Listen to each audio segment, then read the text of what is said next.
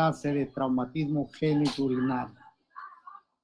Y los traumatismos genitourinarios son patologías que por lo general se ven en las emergencias. Es un poco difícil que un traumatismo genitourinario vaya a consultorio, porque los traumatismos genitourinarios siempre o casi siempre van acompañados de traumatismo abdominal cerrados o abiertos. Se dice que el 10% de los traumatismos abdominales severos corresponde a traumatismos urogenitales. Y de este 10%, la mayoría son responsables los traumatismos renales. Y así comenzaremos a decir que el traumatismo renal es la lesión más común de los traumatismos genitourinarios, ya que les decía a ustedes, el 10% de los politraumatizados tienen un trastorno urogenital. Y la forma como se producen estos traumatismos es por acción contusa y penetrante, siendo la mayoría de ellas por un golpe que se puede ocasionar en un accidente de tránsito, en caídas de grandes alturas o lesiones durante las prácticas deportivas, sobre todo los deportes de contacto. Y las penetrantes, de 10 hasta un 40% heridas de proyectil por arma blanca o arma de fuego. Ambas heridas, tanto la de arma blanca como la de arma de fuego, tienen que penetrar por la región costolumbar para poder lesionar el riñón. Cuando estas heridas por arma blanca o arma de fuego penetran por la región abdominal, es un poquito más complicado que llegue a la región retroperitoneal, ya que la región retroperitoneal está muy por detrás de la cavidad abdominal. Pero sí por la parte posterior, si hay una herida en la parte posterior por una arma blanca o arma de fuego, sí puede penetrar y puede lesionar el riñón. Aquí están viendo ustedes la protección que tienen este órgano retroperitoneal, que es el riñón, y el uréter también, que es un órgano retroperitoneal. Entonces, ahí están viendo los músculos paravertebrales, el cuadrado lumbar, las vértebras y las apófisis transversas de las vértebras. Además, las últimas costillas también sirven como protección contra cualquier traumatismo. Pero estos elementos de protección muchas veces se vuelven contra del riñón. Y así tenemos ustedes que en la figura que están observando en la parte superior, se observa que la última costilla, o sea, la costilla número 12, está en contacto prácticamente con el parénquima renal. Ante una presión muy fuerte de la parte posterior, esta costilla se puede romper y penetrar en el parénquima renal y producir una lesión bastante severa a nivel del riñón. También hay que tener en cuenta que el espacio perirrenal, o sea, el espacio retroperitoneal, es un espacio virtual. O sea que solamente está la fosa lumbar, pero el espacio que debería ir prácticamente no existe, es virtual.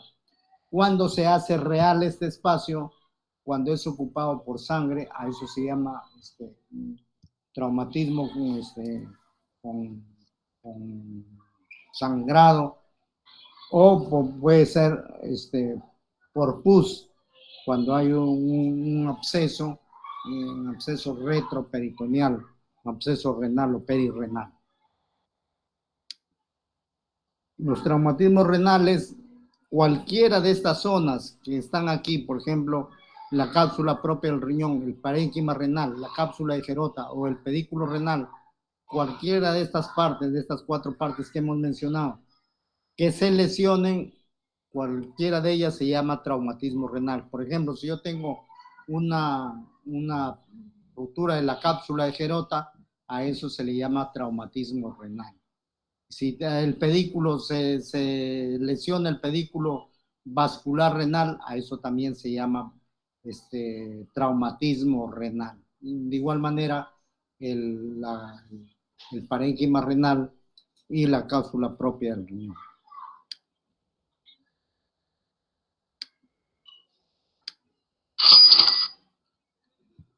Cuando ustedes tengan algún paciente, si están en alguna emergencia y les llega un paciente a la emergencia que ha tenido, supongamos, un accidente de tránsito, y ustedes piensan que este paciente puede tener un compromiso de una lesión del tracto urinario, lo más importante es examinar la orina.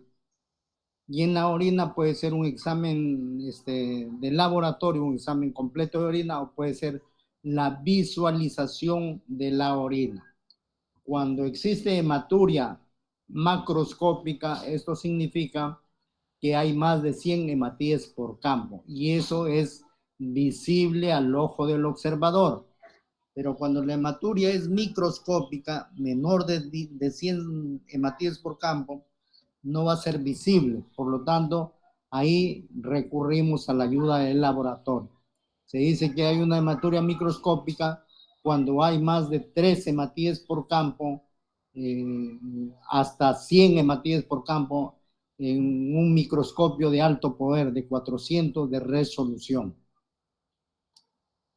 Otro concepto importante que hay que tener en cuenta es que el grado de hematuria no se relaciona con la severidad de la lesión renal, porque puede haber lesión renal leve, o sea, una contusión renal con una hematuria bastante marcada, como puede haber una lesión renal severa, o sea, incluso con desprendimiento del pedículo vascular, con una hematuria microscópica.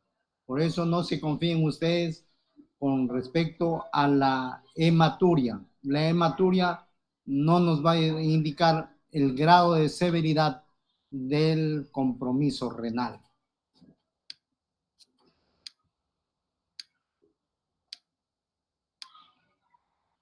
¿Cuáles son los síntomas que presenta el paciente cuando viene a la consulta o cuando llega a las emergencias? Generalmente, como les decía a ustedes, estos son pacientes que llegan a la emergencia con este problema del traumatismo. Y entonces se va a presentar con síntomas de dolor. ¿Y el dolor dónde va a estar localizado? En la región costolumbar, porque justamente ahí es donde va a recibir la mayor cantidad de golpe el paciente para tener un traumatismo renal. La hematuria es otro signo importante, ya les he dicho que puede ser microscópica o macroscópica. Cuando ustedes llega un paciente con un dolor costolumbar debido a un traumatismo y lo hacen miccionar al paciente y no observan sangrado porque es una hematuria microscópica, inmediatamente le mandan a hacer ustedes un sedimento de orina o un examen de orina completo.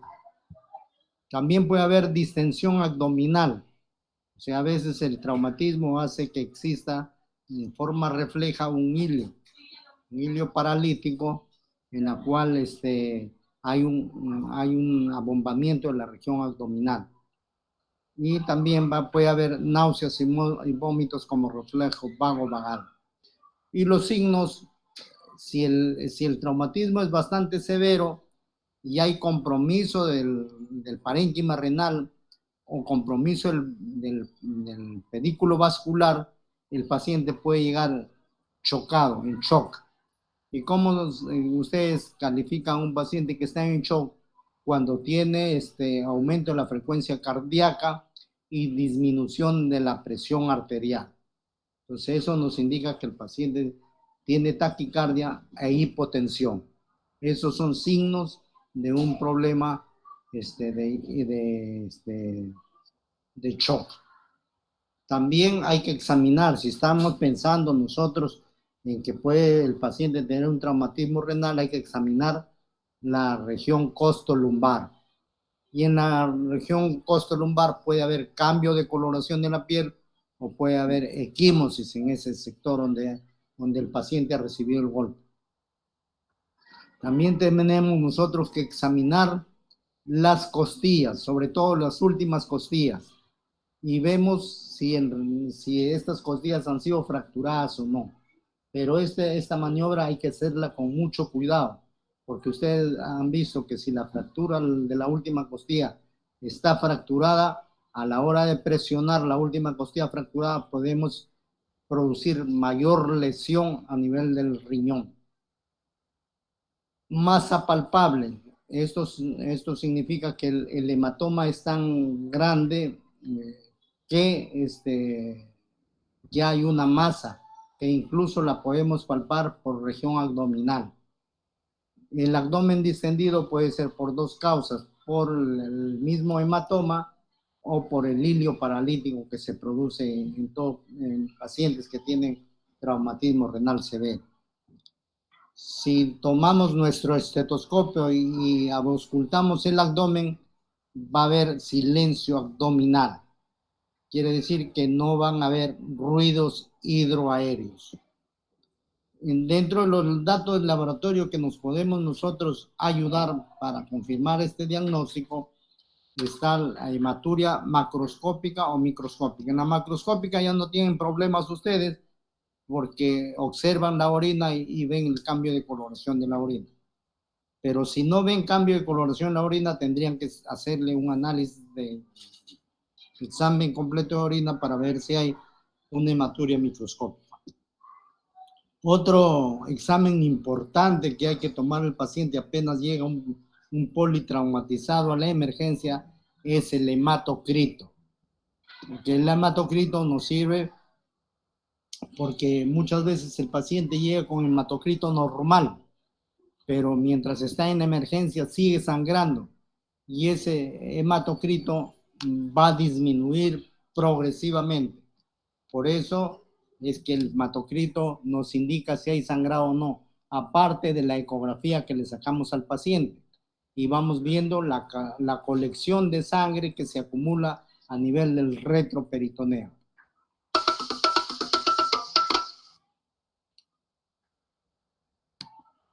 Dentro de la lesión renal tenemos varios grados, siendo el primero de ellos el grado 1 o llamado también contusión y hematoma subcapsular. Este hematoma subcapsular no llega a romper la cápsula. La cápsula está intacta, por lo tanto el sangrado no es muy abundante a nivel del retroperitoneo, pero sí puede haber un sangrado a nivel del riñón y producirse una hematuria marcada. El grado 2 ya hay una lesión a nivel del parénquima renal, pero las características de esta lesión del parénquima renal es que es menor de 1 centímetro. O sea, no llega ni siquiera al sistema colector ni a la médula. El grado 3, ya aquí sí la lesión es mayor de 1 centímetro, que afecta la médula, pero no el sistema colector.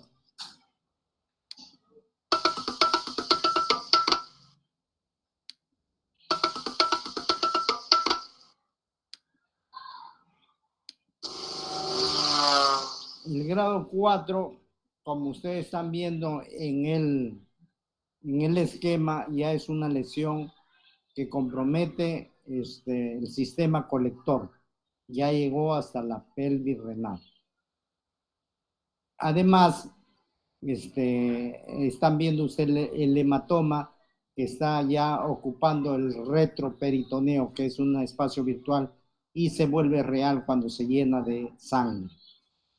Y además hay lesión del vaso, del pedículo vascular, pero con la diferencia de que esta lesión del pedículo vascular es una lesión parcial del pedículo vascular y con un hematoma que contiene, o sea que no permite que el paciente siga sangrando. A eso se llama hematoma localizado. Y el grado 5, ustedes están observando el esquema, hay una serie de lesiones que comprometen incluso, y hay un desprendimiento del polo inferior, o sea, ya se ha hecho una nefrectomía polar, o sea, ya el polo inferior se ha desprendido, y el gran hematoma que está cubriendo casi todo el retroperitoneal. También puede haber trombosis de los vasos renales. El examen ideal para confirmar un diagnóstico de traumatismo renal es la tomografía. Y en la tomografía con exactitud nos puede demostrar incluso el grado de lesión que tiene ese riñón. Y así observamos que ustedes que en la parte superior del lado izquierdo, donde está la flechita roja, se observa un hematoma. Pero detrás de ese hematoma hay un espacio oscuro. Eso quiere decir que ese espacio no está ocupado por sangre. Eso es el retroperitoneo. Aquí hay un hematoma sin ruptura de la cápsula renal. En el grado 2 ya hay un hematoma mucho mayor y ya hay lesiones a nivel del parénquima. En el grado 3 ya la lesión ya ha llegado digamos, a la médula. Y grado 4 y ya llegó a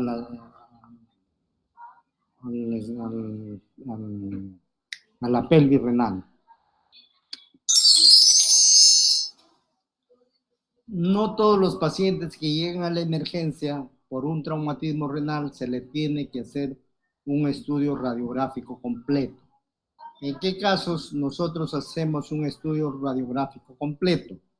Por ejemplo, si es un adulto que ha tenido un traumatismo costolumbar y además tiene hematuria macroscópica, a este paciente tenemos que hacerle un estudio radiológico completo para ver qué lesión o qué órgano está lesionado. Adulto con hematuria microscópica y sistólica menos de 90 milímetros de mercurio. Quiere decir que es un paciente que tiene una hematuria microscópica porque le hemos mandado a hacer el examen de orina, pero además hay algo que nos llama la atención, es que este paciente tiene una sistólica menos de 90. Cuando un paciente tiene una sistólica menos de 90 y una taquicardia, eso significa que está entrando en shock. Importantísimo tener en cuenta estos signos vitales, porque es necesario muchas veces hacer transfusiones sanguíneas porque el paciente puede morir por shock hipovolémico. También hacerle un estudio radiológico completo a todo adolescente menor de 16 años, con hematuria sin importar el grado, o sea, puede ser grado leve, moderado o severo. Eso no nos interesa, pero si ha tenido un golpe en la región costolumbar y es menor de 16 años y tiene hematuria que puede ser microscópica o macroscópica, hay que también hacerle un estudio radiológico completo. A todo paciente sospechoso de trauma contuso por desaceleración, o sea, aquellos pacientes que caen de la altura en posición de pie. Esos, por ejemplo, estos casos se ven muchas veces en los obreros de construcción civil, que se caen a veces de los andamios de 2 o 3 metros de altura y caen en posición de pie. Ahí puede haber una ruptura del pedículo vascular.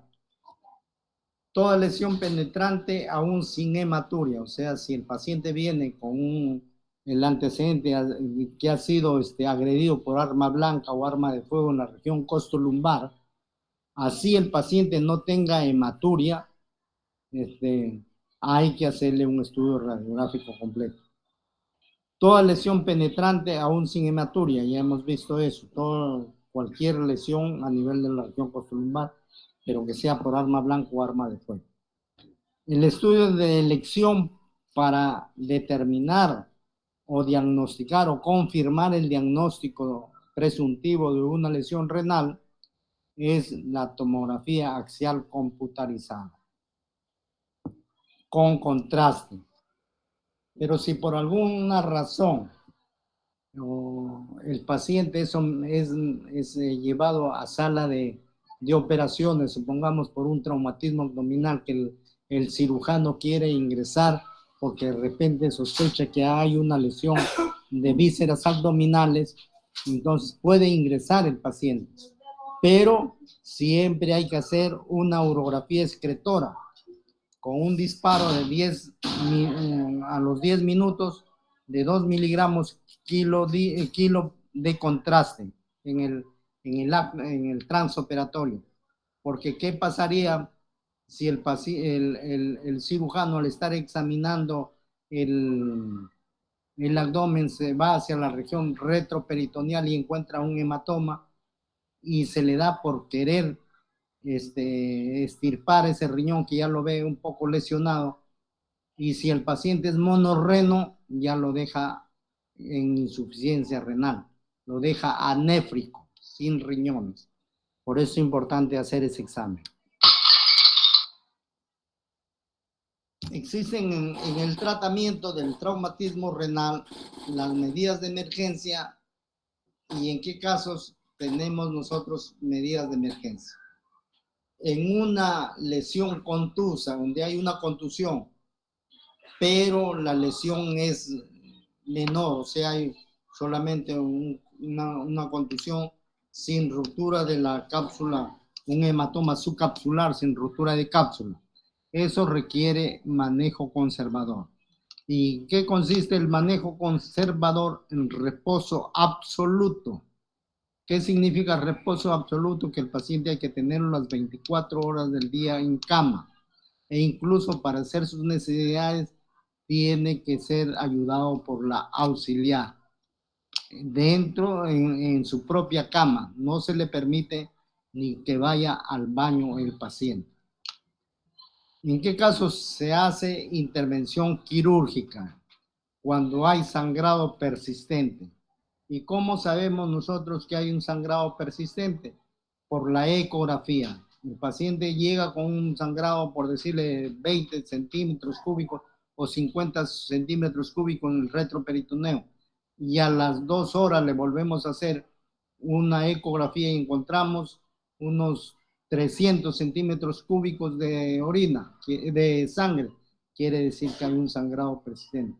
O que le transfundimos sangre y a pesar de eso el hematocrito sigue igual o disminuye. Eso nos indica que hay un sangrado persistente. También cuando hay extravasación urinaria, o sea que hay una ruptura de la pelvis renal y la sangre se está combinando con la orina. Eso también requiere intervención quirúrgica. Cuando hay necrosis o lesión del pedículo renal, entonces hay necesidad de reparar ese pedículo renal. Y lo primero que se rompe, el vaso más propenso a romper es la vena. La arteria es un poquito más resistente al traumatismo. Y todo paciente que tiene un traumatismo penetrante en la región costolumbar, que puede ser arma blanca o arma de fuego, eso de todas maneras, así el paciente no esté en shock, así el paciente no tenga un hematoma considerable, hay que explorarlo quirúrgicamente. Aquí están viendo ustedes en el esquema, en la parte superior izquierda, ahí vemos nosotros el colon. El colon se retiran todas las asas intestinales delgadas y aperturamos esa porción donde se encuentra el mesenterio y vemos nosotros, incidimos esa zona llamado parieto cólico. Al abrir el parieto cólico, inmediatamente observamos los vasos sanguíneos renales e incluso los grandes vasos, la vena renal, o también podemos observar la arteria aorta y la vena cava. Entonces, vamos inmediatamente, liberamos nosotros los vasos sanguíneos y los clampamos con un clamp blando, porque si es necesario reparar el riñón, lo reparamos sin ningún problema y luego reparamos también los vasos sanguíneos.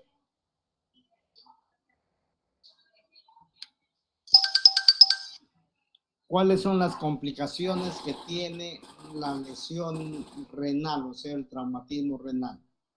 Tenemos las complicaciones tempranas, que son las más importantes que hay que solucionar, y las tardías, que ya pueden esperar otro tipo de solución a mediano plazo.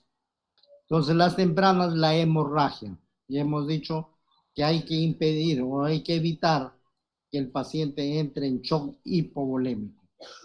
La extravasación urinaria dada por el urinoma. Este urinoma lo podemos nosotros, la extravasación urinaria la podemos confirmar el diagnóstico mediante una urografía excretora. Y el acceso perirrenal. O sea, muchas veces el urinoma se absceda y se van a formar los abscesos retroperitoneales, que es necesario drenarlo, evacuar toda la pus que se acumula en el retroperitoneo y poner drenes para que siga drenando la secreción purulenta que se está formando. Y las tardías tenemos la hipertensión. Entonces ya la hipertensión, ya eso requiere tratamiento médico. La hidronefrosis, a veces es necesario operar a estos pacientes para solucionar el problema de las estrecheces que se pueden formar, sobre todo en la unión entre la pelvis renal y el uréter, que se llama juntura ureteropiélica. Y las fístulas arteriovenosas, que eso ya también se hace el diagnóstico mediante la arteriografía. Eso requiere muchas veces la embolización.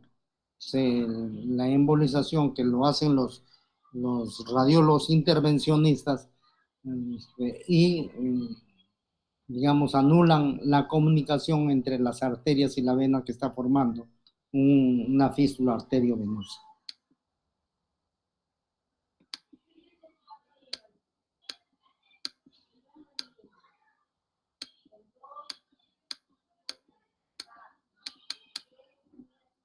Lesiones ureterales.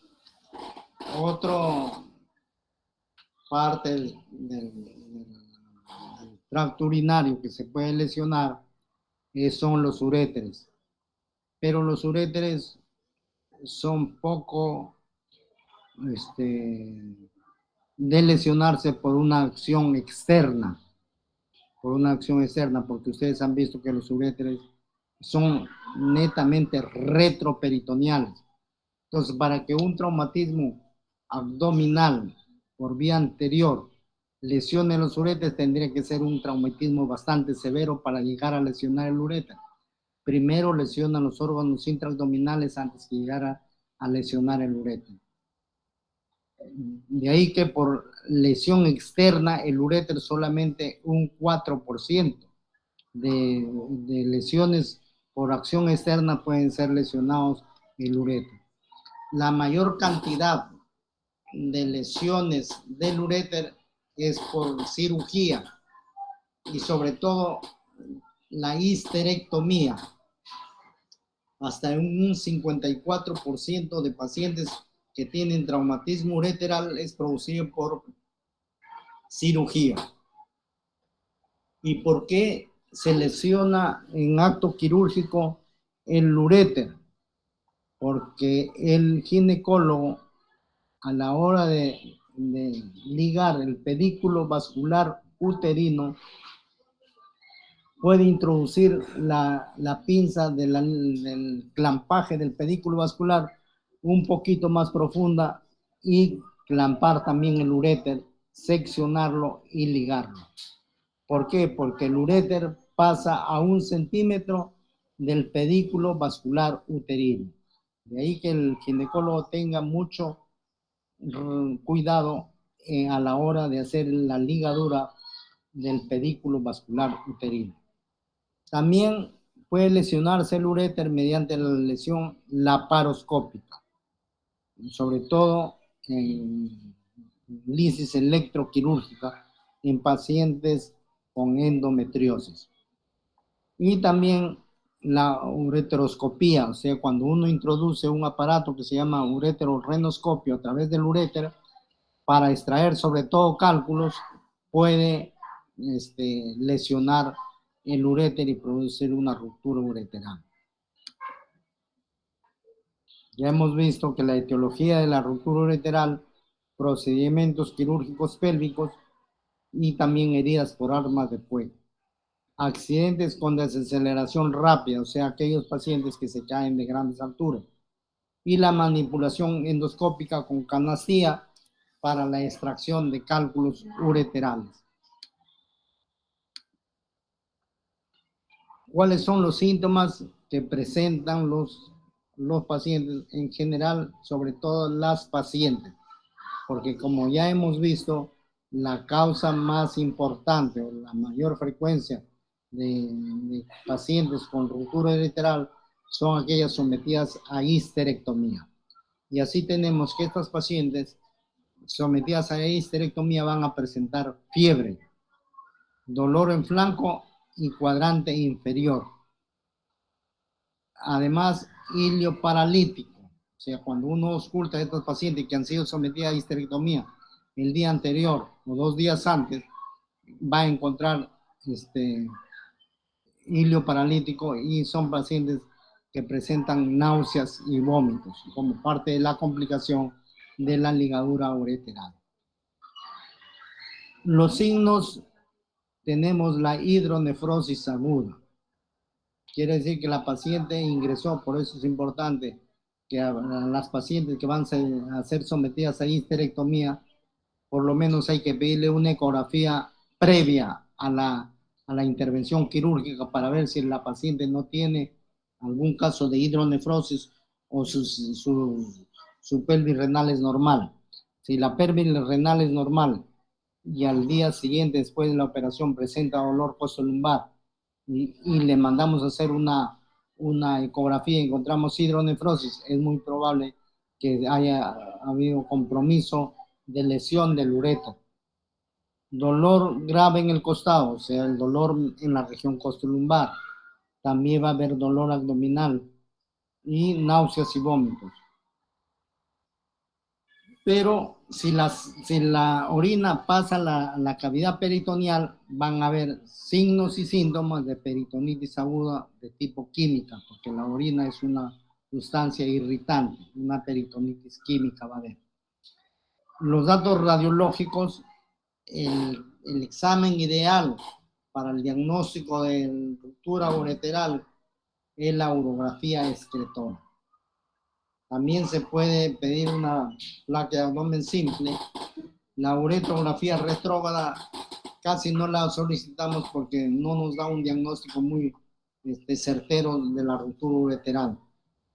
Y la ultrasonografía, o sea, la gammagrafía, la ecografía, solamente nos indican para ver el crecimiento del urinoma o el hematoma retroperitoneal.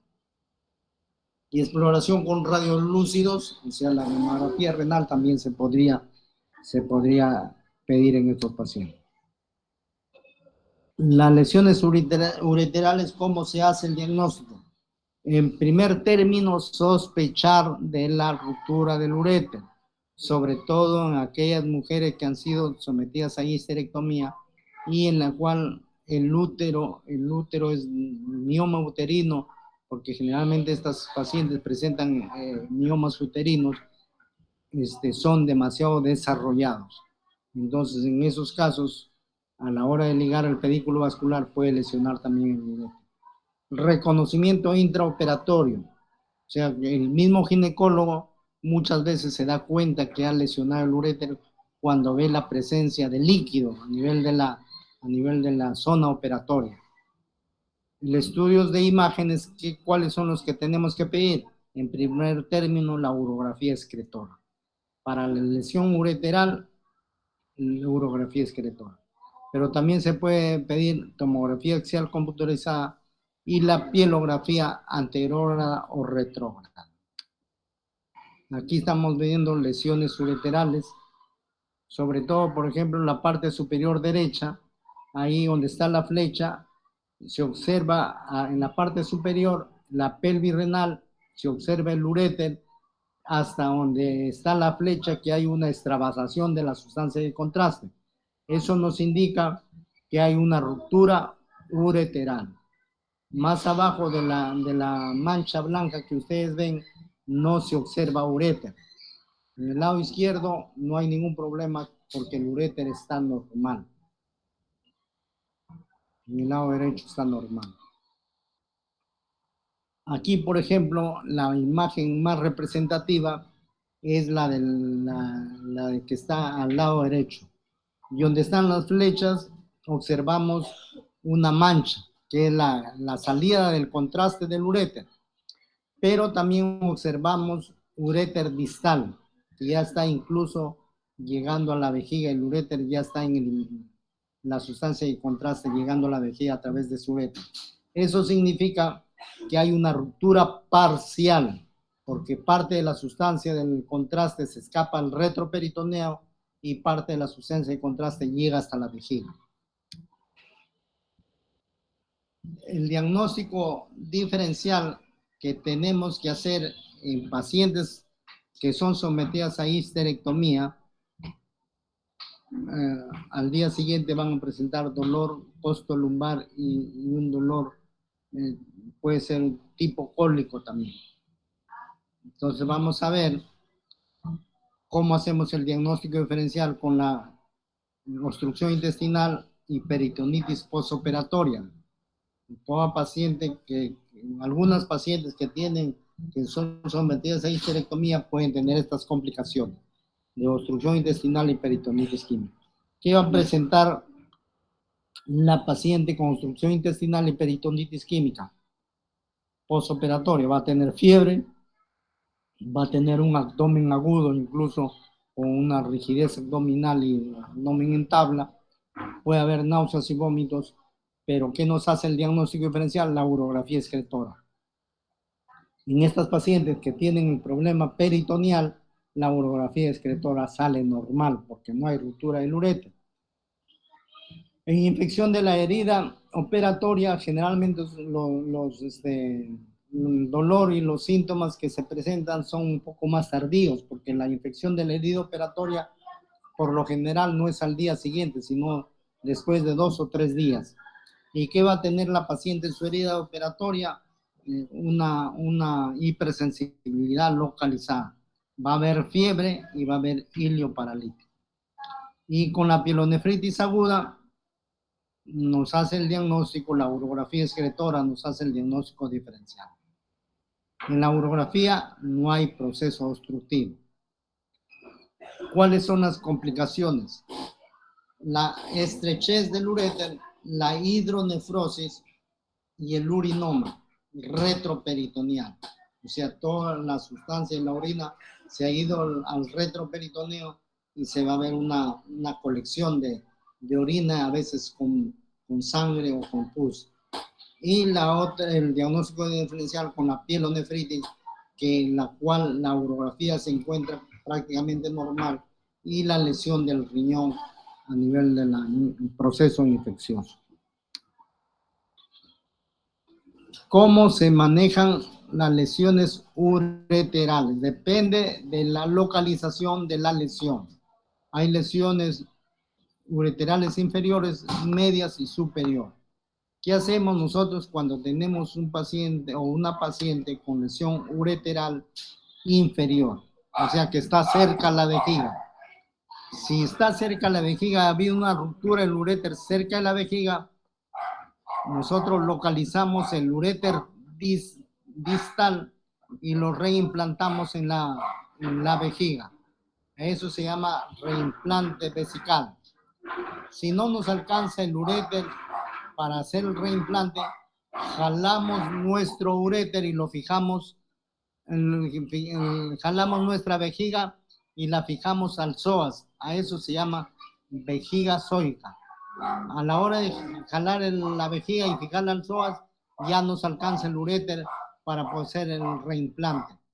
O también, si nosotros localizamos tanto porción proximal como la porción distal del uréter, podemos una anastomosis primaria. A eso se llama ureterostomía primaria.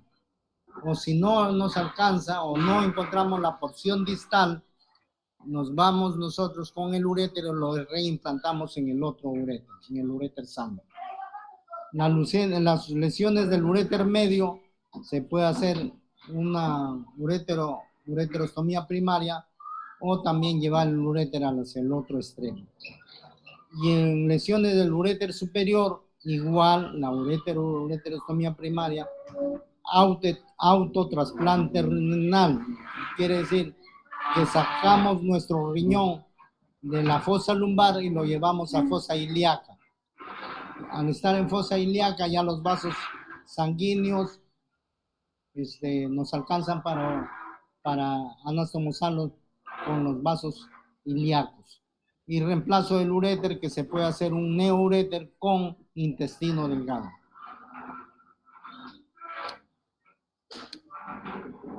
Aquí en el esquema se ve cómo se amplía, sobre todo en la parte inferior, la boca anastomótica. Se hace una incisión, un corte en la región ventral de uno de los cabos del uréter y en la otra en la región dorsal. Entonces, al hacer esto, se amplía la boca anastomótica.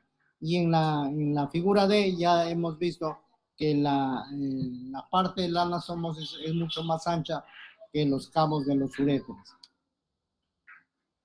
Complicaciones de la ureteroanastomosis. Dentro de las complicaciones tenemos las agudas y estas son representadas por la fístula y el absceso. La fístula, ¿en qué caso se da? Cuando se desprenden las suturas.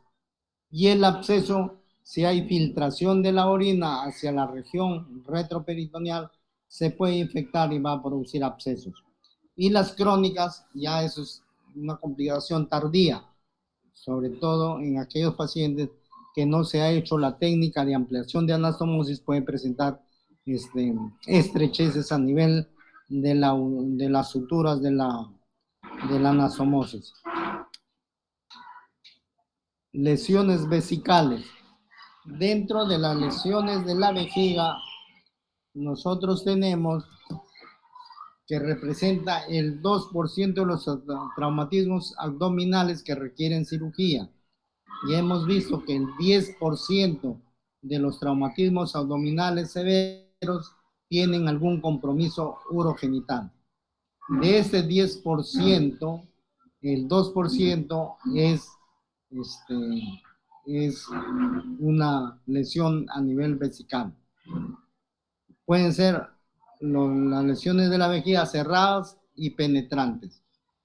Puede haber también una rotura intra y extraperitoneal, porque ustedes saben que la vejiga tiene una pared que está en contacto con el peritoneo y a veces se rompe esa pared y la orina comienza a penetrar dentro de la cavidad abdominal. La ruptura, también puede haber ruptura simultánea de la vejiga y de la uretra, sobre todo la próstata membranosa, que puede ocurrir hasta un 29% de los casos. Más del 85% de las lesiones vesicales se asocian a lesiones múltiples abdominales. Por eso que para que se rompa la vejiga, tiene que haber una lesión abdominal. Porque ustedes saben que el golpe tiene que comprometer no solamente el hipogastrio, sino también puede comprometer el mesogastrio. Más del 30% de fracturas pélvicas se asocian con algún grado de lesión de la vejiga. O sea, cuando ustedes les llegue a un paciente que saben que tiene un traumatismo y una fractura de la pelvis ósea, inmediatamente piensen que este paciente puede tener una ruptura de la vejiga. El traumatismo es la causa más frecuente de la lesión de la vejiga, hasta en un 90% de los casos. Pero también hay traumatismos producidos por el médico, esto se llama iatrogenia. Y son pacientes sometidas a cirugía abdominales infraumbilicales.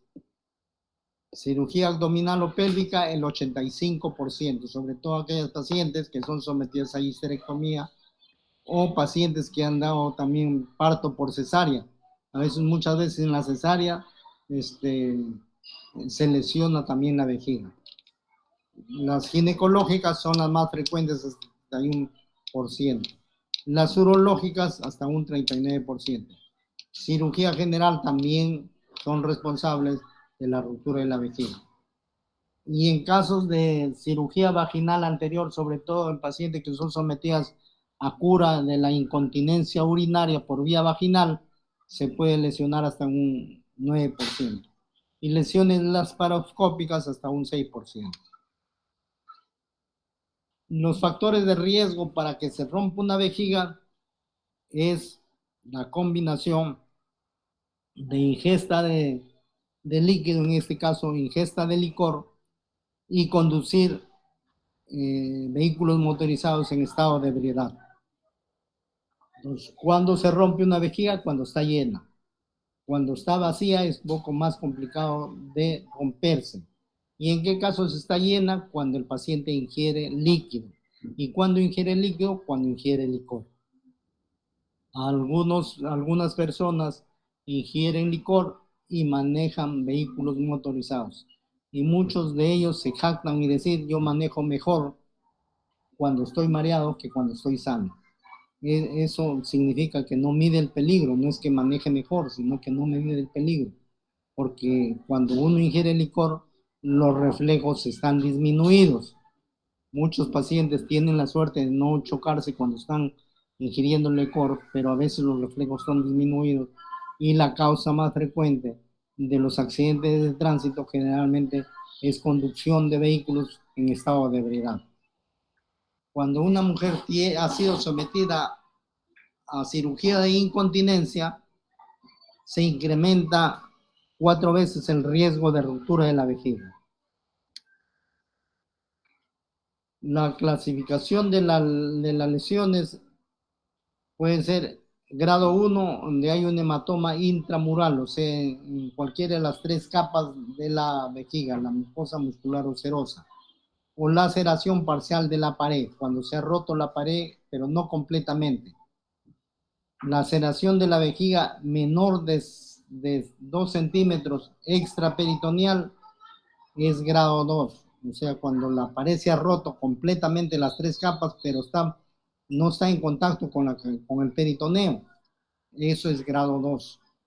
Cuando la lesión extraperitoneal, o sea, la lesión por fuera de la cavidad peritoneal, es mayor de 2 centímetros, o que se rompa la pared que esté en contacto con el peritoneo, pero que sea menos de 2 centímetros. Lesión grado 4, hay una laceración intraperitoneal mayor de 2 centímetros. Y lesión 5, laceración intra y extraperitoneal con extensión al cuello u orificio ureteral. ¿Cómo sabemos nosotros o cómo presumimos que el paciente tiene una ruptura de la vejiga? La hematuria. La hematuria es el signo más característico de una ruptura de vejiga. Y en pacientes que tienen ruptura de vejiga, es el signo más frecuente, la hematuria, hasta un 82%.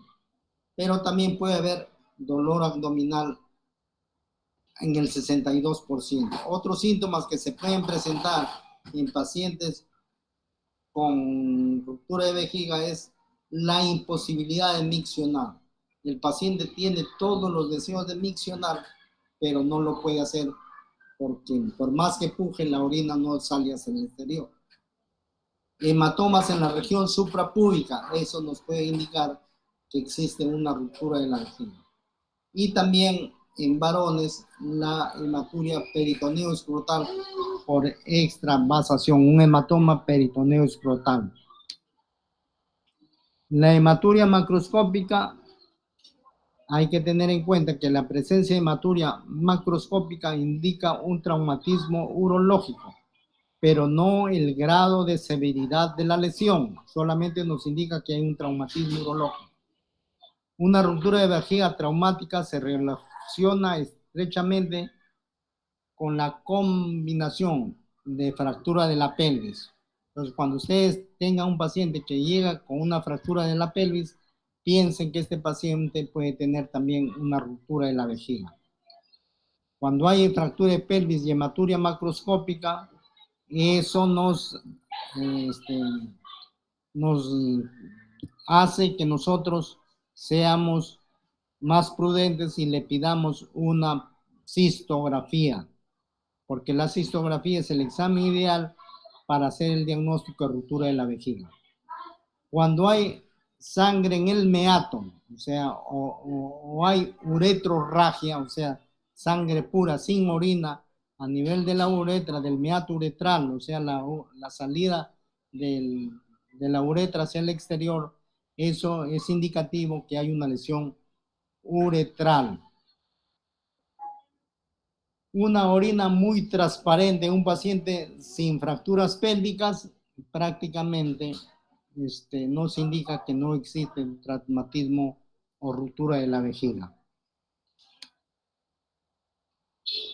La hematuria microscópica puede indicar que existe una laceración de la vejiga y esto nos obliga a nosotros a hacer una investigación más profunda. La cantidad exacta de sangre no es muy variable. Puede ser microscópica o macroscópica para indicar un estudio completo en estos pacientes. La cistografía hay que reservarla para pacientes con fractura de pelvis y un riesgo elevado de lesión vesical.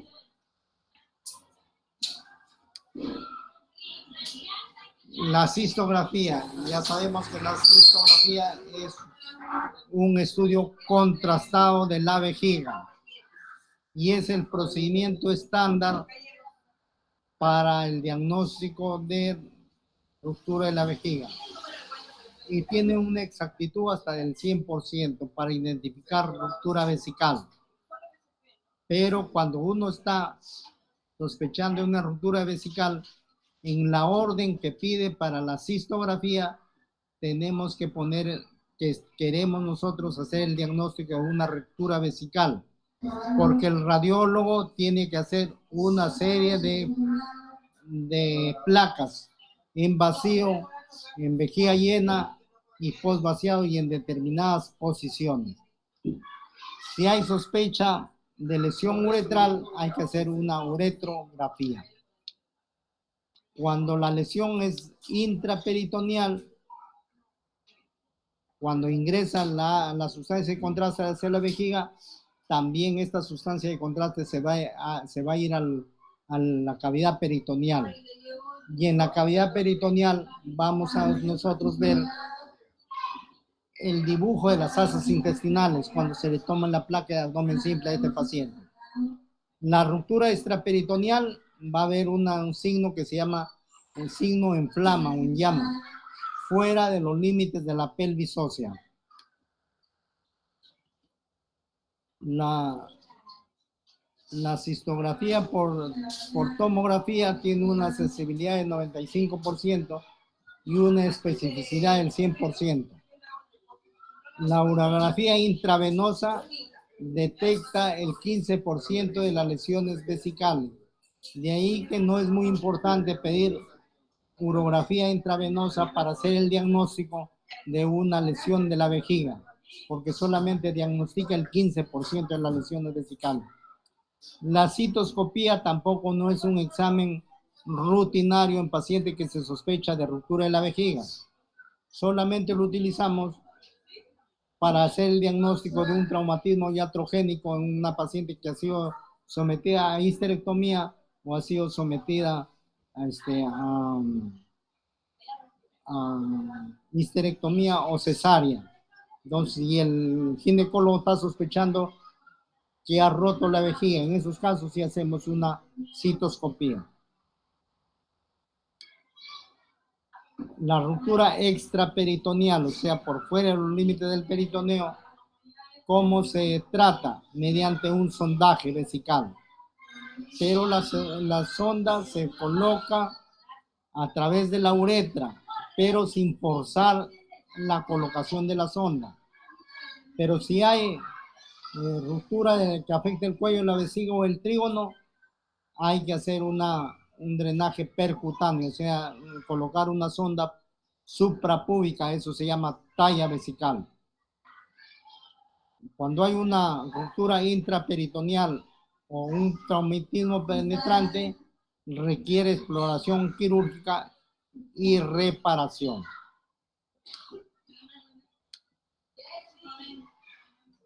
Traumatismos uretrales. La uretra, la masculina, es la más frecuente de romperse. Entonces, el diafragma urogenital divide la uretra masculina en dos porciones, una porción anterior y otra posterior. En cambio, en las mujeres no existe uretra anterior, solamente existe la uretra posterior. Y es menos frecuente las rupturas de la uretra en el sexo femenino. Lesiones uretrales posteriores, accidente de tránsito, caídas y lesiones por aplastamiento, fracturas pélvicas y lesiones de la uretra posterior. Los traumatismos cerrados explican más del 90% de lesiones uretrales. Cuando hay fractura de pelvis, hay que ver si hay una ruptura de la uretra. Las lesiones en la uretra pueden variar por estiramientos simples, las anteriores sobre todo, no las posteriores. Las posteriores tienen otra clasificación. El estiramiento simple, el 25% de las lesiones en la uretra anterior. Rupturas parciales, 25%, y rupturas completas, 50%. Cuando nosotros estamos sospechando de rupturas graves de la uretra, hacemos un tacto rectal y vamos a encontrar un desplazamiento de la próstata y una elevación de la próstata. O sea, no va a estar tan cerca al recto. La incidencia de lesiones dobles que afectan a la uretra y a la vejiga puede ser hasta un 20% en varones y pueden ser intraperitoneales hasta un 40% y extraperitoneales hasta un 78%. Las lesiones uretrales no son potencialmente mortales, o sea, no hay necesidad de reparar las lesiones de la uretra de inmediato. De ahí que se dice que es lo ideal para reparación de las lesiones de la uretra es después de 3 meses de ocurrido el accidente de la ruptura uretral. Se le deja durante estos 3 meses al paciente con una sonda por talla vesical y después de 3 meses se hace la reparación respectiva de la uretra. Entonces, cuando hay las lesiones de la uretra anterior y posterior, por estiramiento hay una elongación de la uretra. Por contusión, sangre en el meato uretral. La ruptura parcial de la uretra anterior o posterior, extravasación del contraste en el foco de la lesión. Terminación de la interrupción de la uretra posterior. Hay extravasación del contraste en la lesión sin visualizar la vejiga. Recuerde que estos libros a esta fecha ya los están teniendo abajo. ¿Cómo se hace la evaluación inicial en la emergencia? Cuando nosotros veamos que no hay sangre en el meato o de hematoma genital, es poco probable que haya una lesión urológica. Luego, si nosotros hemos descartado mediante el sondaje, después de esto podemos obtener una anamnesis completa y realizar evaluaciones, tanto físicas, analíticas y radiológicas. En lesiones penetrantes hay que observar o hay que preguntar qué tipo de arma se ha utilizado, que puede ser arma blanca o arma de fuego. Entonces, cuando nosotros tengamos, por ejemplo, un paciente con sangre en el meato uretral, sangre en el introito vaginal en las mujeres, hematuria, dolor al orinar o incapacidad de orinar, hematoma o hinchazón y próstata de ubicación alta, eso nos indica que hay una lesión en la uretra y por lo tanto este requiere un estudio completo. El tratamiento. ¿Cuáles son los cuidados de emergencia? Derivar la orina que no salga por la uretra. Esta orina tiene que ser por otro lugar. Se puede hacer una cistostomía abierta o por punción. Colocar una sonda en la región suprapúbica y que la orina salga por la región suprapúbica y no salga por la uretra. Lo ideal es reparar la uretra 3 a 6 meses después de realizado el traumatismo. La técnica utilizada y el sitio afectado y su longitud, eso ya depende en el momento de la cirugía. Acá, por ejemplo, tenemos donde está la flecha. Acá es un paciente que tiene una ruptura de la pelvis, pero donde está la flecha está la estrechez.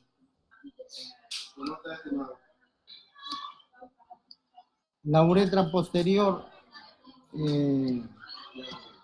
no se hace esto que dice acá, realineación endoscópica primaria.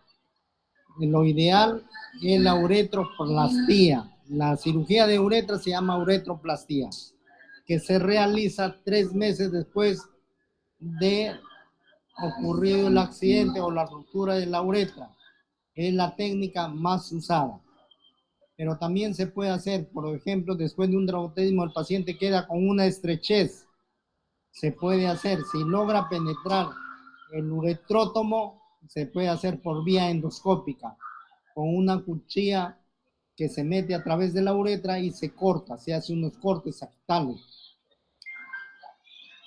Aquí la uretra posterior está lesionada y hay extravasación en la sustancia de contraste. Hay una serie de lesiones que requieren tratamiento. Donde están las flechas está la estrechez de la uretra. Eso requiere tratamiento quirúrgico.